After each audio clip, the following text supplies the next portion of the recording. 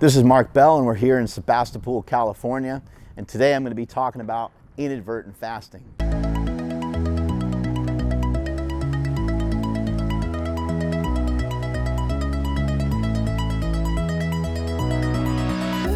Before I go any further, make sure you're subscribed to the channel. Make sure you have your notifications on so you can get information about all the new videos, all the latest videos that we have coming up. And also, if you got any comments, give me some comments in the comments below so we can keep the dialogue going and keep everything rolling over here. So you guys have heard of intermittent fasting. There's a lot of different forms of fasting. Fasting has been utilized for thousands of years by people. Fasting is actually very, very healthy. Fasting all the time and fasting too much can be very unhealthy for a lot of different reasons, but the main reason is that you're just not eating and you're not taking in any nutrients. But I'm going to talk a little bit today about how fasting can be a little bit of a negative for you. And then also I'm going to talk about what I like to call inadvertent fasting, because inadvertent fasting, I personally feel, is the goal. I don't think the goal is to count calories. I don't think the goal is to use an app. I don't think the goal is to have a coach over your shoulder telling you what to eat and what not to eat all the time. I think the goal is to make the correct food choices. When you make the correct food choices, you will start to eat less food because it gets to be more and more difficult to eat. There's something called protein leveraging that maybe not everyone is familiar with, but let me kind of break it down to you this way. Let's say that you typically eat about 5 meals a day, and let's say that you typically eat kind of whatever you want. You have about 3 meals, you also eat about 2 snacks a day. Well, if that's the case, what's going to happen is if you were to try to do what I'm about to advise, you would automatically, over a period of time, start to eat a little bit less. And it might take a few days if you have a big appetite, and it might happen super quickly if you don't have a big appetite. So imagine this for a minute. Imagine that you have your normal 5 meals. You got 3 full meals and 2 snacks. But instead of just those meals, I'm going to add a chicken breast to everything that you eat for the day. So you're going to eat 5 chicken breasts for the day. Let's just say there's about 30 grams of protein in each one of those. That's 150 grams of protein. 150 grams of protein is going to be a good amount of protein leveraging to where your body's like, yo, dude, like, we're eating plenty. Like, we got plenty of nutrients going on here. Because the human body, and not even just the human body, but beyond humans, all beings and all things of this planet that are living are in search of protein. They're trying to eat protein. And when we're hungry, I think that we're getting confused a little bit with what we're hungry for. Because there's so many processed foods, there's so many just weird and interesting and amazingly yummy foods out there, that we think that we're hungry for Doritos. But your body's never actually hungry for Doritos, and your body never ever will be hungry for Doritos. Just like your body will never be hungry for a burrito. Your body will never be hungry for tacos. Your body doesn't know anything about any of these weird foods that we're dumping into our system. So your body may crave it, but it's not a need for your body. In fact, there is absolutely no need for dietary carbohydrates. Your body will actually create glucose in the body because glucose is essential to the human body, but we don't need any dietary carbohydrates. We don't need dietary glucose. Once you eat whatever carbohydrate it is, it all turns into sugar in the body. It turns into glucose, glycogen, that sort of thing. Your liver will actually turn protein into sugar, which is called gluconeogenesis, and that will supply you with some glucose. But anyway, what I'm talking about here is inadvertent fasting. So again, if I go back to that scenario of giving you those 5 extra chicken breasts, and that's pretty severe, we don't even need to go that extreme, you would eventually start to eat less. You would probably start to eat just 2 or 3 meals, and you'd probably be like, yo, I'm good.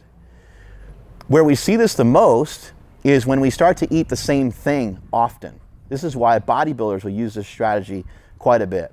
You end up with something called palate fatigue. When you continually eat the same thing, there's a lot of research to back this up. I'm not making shit up. I'm not a fan of research. I'm not a fan of science because I think it's a bunch of crap. I think that if we just simply stick with the foods that we were meant to eat, then we don't really need a lot of science to show us what we've already known for a few million years as human beings. We are never going to evolve to be able to eat a Twinkie. As much wishful thinking as you want, that'll never happen. We're never going to evolve to eat a Snickers bar. We are evolved and we are designed to eat meat, and we're designed to eat plants. And then once we start getting outside of those things, it's kind of a clusterfuck. And I don't know what we're supposed to eat after that. But I do know that we're supposed to primarily eat meat. So when you go on a carnivore style diet and when you go on a keto style diet, what will happen over a period of time is you will start to eat less food. You'll end up with palate fatigue, especially in the case of the carnivore diet. If you're eating 2 or 3 steaks every day and having 2 hamburgers every day and having 6 eggs every day, you will start to eat a little less food over time. Now, I know there's some of you watching right now and you're like, I have a crazy appetite. This guy does not know what he's talking about.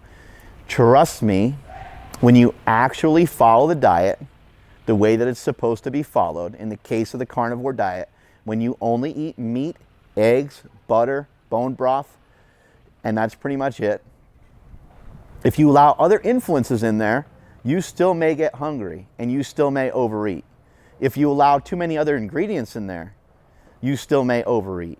Because once we combine ingredients, then we end up eating a lot. Let me give you an example of that. So let's just take some steak, right? Let's say I chop up like, 2 pounds of steak for you and put a little bit of salt on there. You'll get through that. By the time you get through a pound of it, you might kind of slow down a little bit and you're like, all right, that's a pretty good amount of food. You eat the 2 pounds and you were able to get through it, but you started to slow down a little bit at the end. I could even give you like 3 pounds of it. And maybe if you're a big eater, you'll gobble it up and you'll make it through. But what if I was just to put some teriyaki sauce on there? If I throw some teriyaki sauce on there, now you're having a party and you're going to eat it all a lot faster, right? And if you eat it faster, it'll be easier to make it through because it takes about 10 to 20 minutes for your body to start to realize that it's satiated, because it takes a little while to kickstart the hormones in your body for your body to go, yo, we good. It takes a minute, right? So in the case of inadvertent fasting, and what I want to get to here is that when you start to eat the foods that you're designed to eat, when you start to eat a carnivorous style diet, you will end up with inadvertent fasting. People talk often about intermittent fasting. Intermittent fasting is when I set up like a feeding window, or I fast for 16 hours, or I fast for 18 hours. In some cases, you might even fast for like 20 hours. But basically, you shrink down your eating window. Well, your eating window is going to get shrunk down anyway. When you start eating the foods that you're supposed to eat, and when you start eating mainly meat, you won't be as hungry. When you're eating meat, you're eating eggs, you're eating bone broth, you're eating butter, you're eating these things that are super savory, and you're filling up all of your cups for the day. You're filling up your protein requirement, bing. You're filling up your fat requirement, bing. You're filling up your cup for vitamins, ka-bing. You're filling up your cup for minerals, bing. Right? And notice there's not a cup for carbohydrates, because carbohydrates are not a dietary necessity of the human body. But all those other things are a necessity. What do you think that does for our brain? What do you think that does for the hormones in our body? Our brain, our hormones, our metabolism is all functioning the way that it's supposed to function. Only 10% of America has a fully functional metabolism. Most people's metabolism is jacked up. That means they don't have full access to what the human body is supposed to be able to do.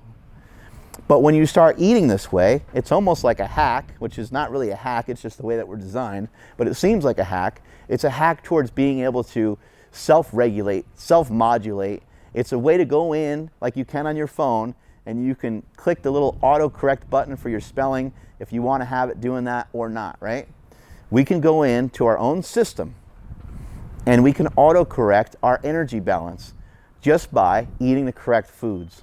When you start to eat meat, and you do it over a period of time, and you do it day in and day out, after you do it for 3 days or 5 days or 7 days, depending on your appetite, depending on your hunger, you will start to eat less. Now, eating less isn't always the desired result for everyone, and that's why I don't advise that everyone tries to just do so much fasting. I don't think that you need to fast if you're trying a carnivore style diet. I think that you will automatically, or in this case, inadvertently, fast. Because again, you're going to be full with every single meal that you have. There's no reason to put any limitation or restrictions on how much you eat. There's no reason to weigh your foods. There's no reason to have an app. If we're really being honest about this and we think about this for a minute and we use our brains and we think about, hey, look, they started counting calories how long ago? And we started tracking calories how long ago? And we started having all these apps how long ago? And we got all these coaches how long ago? And flexible dieting and if it fits your macros came around when? And how has that really helped? How has that been beneficial? I know there's been people that have lost weight. I know a lot of bodybuilders use some of these techniques to get on stage because they're trying to really manipulate the human body to be as lean as possible on stage. So I understand that it can work for some of those things. But I still don't think I don't think it's a great measure. I think it's very inaccurate. And the biggest problem with it is I don't feel that it teaches people what I just taught you right now. Food choices rule everything around you, not the calories.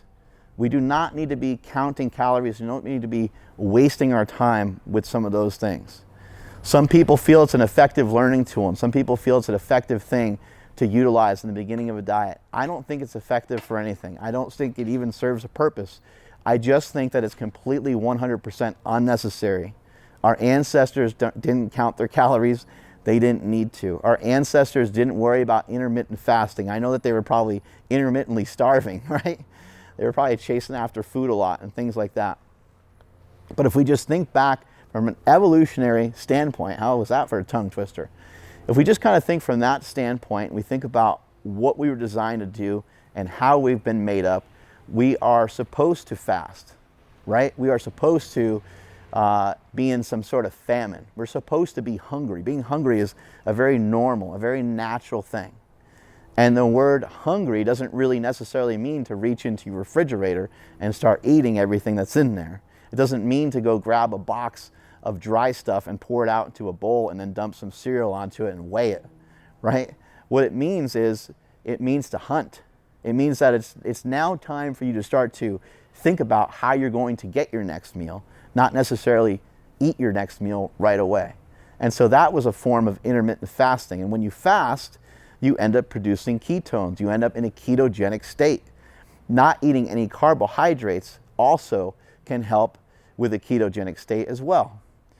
Fasting can help you produce ketones. Not eating any carbs and eating large amounts of fat can help you to produce ketones. You slam these two things together and we have what I would say is the perfect human diet. I really do believe that. I'm a firm believer in that. And then where do I stand on vegetables? Sometimes people ask a lot of questions about that. I think, look, if you want to have some vegetables to fill you up a little bit here and there, and as long as you don't have any autoimmune reactions to vegetables, then I think you're good to go. But I think that this is the best way to eat. I think that this is the way to go. And I think that I'd like to see more people really give this a try. Try it, see for yourself. You're going to find out that you're going to end up with some inadvertent fasting on your own, even when you're not even trying to. Even if you wanted to try to eat all day. Here's a challenge for you. You ready for this? And I want you to be honest, though. I want you to be honest with me. I want you to eat as much meat as you possibly can.